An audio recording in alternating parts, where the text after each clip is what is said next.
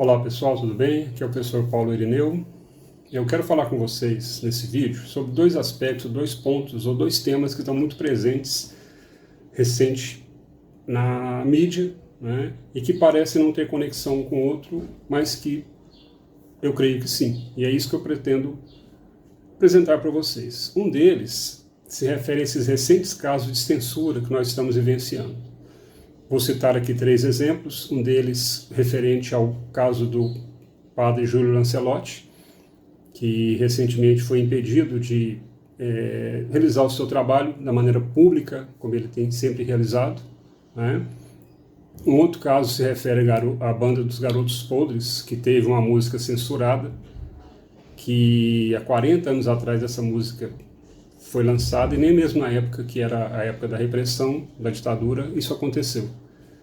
E um outro caso, que é também recente, na cidade de São José do Rio Preto, em que um grupo de jovens, um grupo de teatro, foi impedido de apresentar vídeos referentes ao ex-presidente, cenas públicas que todos nós conhecemos, mas que eles tiveram que retirar, né, de uma apresentação teatral.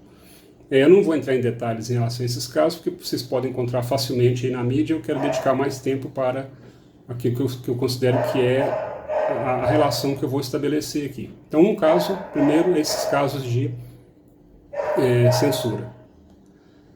Segundo, a recorrência, né, e o aumento dos casos de misoginia, feminicídio e outros tipos de violência doméstica que a gente tem vivenciado no país, que estão crescendo há um tempo.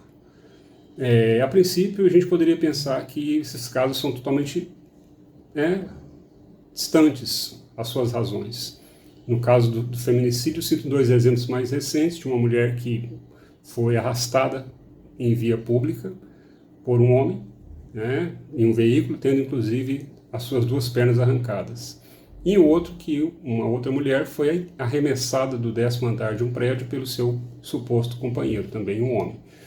E são vários os casos, infelizmente, a gente pode pesquisar e encontrar aí todos, né, nessas notícias. Então, por que será que eu estou dizendo que esses casos estão relacionados? Que geralmente as notícias vêm desconexas, né? As razões, as motivações, nem sempre a gente tem conhecimento. Na verdade, o que acontece em ambos os casos faz parte de um processo, né, já conhecido há muito tempo, que são 2 momentos do ataque que nós estamos vivenciando, sobretudo no Brasil, já há um bom tempo, dessa ofensiva da extrema-direita, desses que se colocam como os guardadores da moral, que usam palavras como família, como Deus, como nação, como pátria, mas que estão apenas querendo preservar a sua ideologia. Qual a relação que haveria então esses fatos? Primeiro, até mesmo os números, né? A gente observa que esses números eles estão crescendo, e principalmente a partir de um determinado momento. No caso do feminicídio, da violência contra a mulher, houve um pico em 2017, esse crime é tipificado desde 2015. 2017 há um pico, depois há uma diminuição, e agora volta a ter uma tendência a crescimento de 2020, 2021 para cá. Basta vocês verificarem, vocês podem consultar, por exemplo, o Anuário Brasileiro de Segurança Pública, ou o IPEA, né? Esses dados estão disponíveis lá. Bom, o que eu quero dizer para vocês? Que, na verdade, tanto a questão dos ataques como a questão da censura são 2 momentos diferentes dessa ofensiva, vou usar esse termo, né, da extrema-direita contra tudo aquilo que é civilizatório, tudo aquilo que é coletivo, tudo aquilo que busca políticas públicas que favoreçam as diferentes camadas da população. Lembrando que o Brasil é um país diverso, né, e que deve propiciar lugar para todos. Como seria isso? Enquanto os ataques, nesse caso a misoginia, os casos de feminicídio, todos os atos contra as minorias, a comunidade LGBTQI+, os povos afrodescendentes, né, os nossos povos originários, todos eles sofrem. Esse ataque, ele acontece na frente, né, no front, no campo de batalha, que vão minando cada vez mais as defesas dessas minorias. É nesse caso, então, que acontece o aspecto midiático, a notícia que vai sendo alimentada por esses casos de violência, né? Enquanto que na retaguarda desse ataque, né, da extrema-direita, ocorre o que? Ocorre a censura. Nesse caso, cito o Padre Júlio, como já citei, o caso da banda Garotos Podres, né, e tantos outros. Porque a maneira como a extrema-direita tem de minar o trabalho daqueles que querem buscar justiça, que querem buscar reparação, que querem defender a possibilidade de todos conviverem de forma comum, de forma ampla, em um país diverso e extenso como o Brasil. Ou seja, então seria, por um lado, o ataque, né, no front, para eles, né, porque entendem isso como realmente uma guerra, né, e cada dia uma batalha.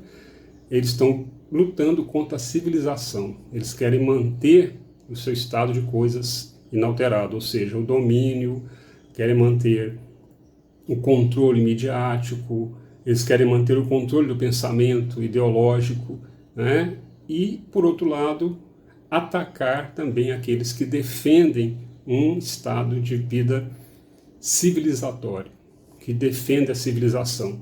E, normalmente, quem tem feito isso no nosso momento histórico são aqueles que defendem uma postura de esquerda, né? Que recebem muitos outros adjetivos, são chamados de comunistas, socialistas, como se tudo isso fosse uma forma de desmerecer, de diminuir o trabalho que essas pessoas vêm fazendo. Então, essa é a relação que tem, né, entre os dois atos, que parecem desconexos, mas ambos servem a esses objetivos daqueles que querem permanecer no poder.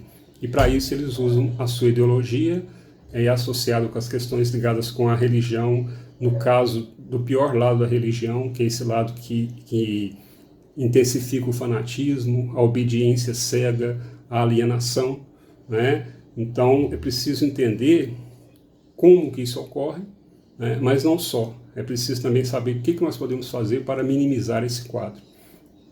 Para isso, nós temos ações que são de curto, médio e longo prazo. Médio e longo prazo é educação. Uma educação para a autonomia, para a formação de pessoas conscientes que possam entender que a democracia é importante e que ela deve ser cada vez mais fortalecida. Fortalecer as instituições, fortalecer os poderes, né? Então, esse é o aspecto. Mas isso funciona a médio e longo prazo. Não tem como a gente transformar a educação do dia para a noite, sobretudo quando ela está sempre sendo atacada. E é por isso que esses governantes que são simpatizantes do fascismo, da extrema-direita, desse mundo hegemônico, eles sempre vão atacar a educação, os educadores, porque sabem que é essa possibilidade de mudança que existe para aqueles que são atacados a todo momento. Mas existe uma mudança também que pode ser feita mais a curto prazo, que também tem efeitos a médio e longo prazo, que é o que? O voto. Cada um de nós tem um direito ao voto e nós teremos, no ano que vem, está próximo já, novas eleições. Nessas eleições nós iremos eleger tanto o presidente da República, como o executivo, né, governadores também de estado e também legislativo, né, deputados e senadores federais. Pessoal, não nos enganemos. É importante que a gente tenha um presidente da República alinhado com as causas sociais, com as políticas públicas. Mas tão importante quanto isso é que a gente consiga formar também um Congresso comprometido com o social. Pouco adianta ter um executivo pró-civilização, mas ter um Congresso contrário à civilização. Então, usemos o nosso voto com consciência para poder eleger, então, representantes que vão nos representar. Que sentido que tem um trabalhador votar em um candidato que diz que vai acabar com o Ministério do Trabalho se for eleito? Que sentido que tem uma mulher votar em um candidato que defende atos de misoginia, de violência doméstica e contra a mulher. Então, nas próximas eleições, parece que está cedo ainda, né? Mas quanto mais nós tivermos ciência disso, quanto antes nós tivermos conhecimento, é importante. Vamos usar o meu voto, o seu voto, o nosso voto, para realmente dar um passo para a mudança desse país para melhor. Não votar nesses candidatos que atentam contra a nossa vida coletiva, contra a nossa democracia, contra a nossa soberania. Ok? É isto. Obrigado.